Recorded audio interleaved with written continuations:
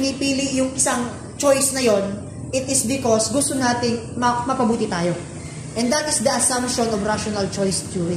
So para sa kanila, according to that theory, kaya mo pinili, kaya mo ginawa ang isang bagay na resulta ng iyong pinili ay kasi alam mo na yun ang makakabuti sa'yo. Yun ang ibig sabihin ng rational choice theory. So therefore, kapag ginawa mo ang isang bagay na alam mo namang hindi ito makakabuti sa'yo, hindi yun rational choice. Tama hindi? Okay?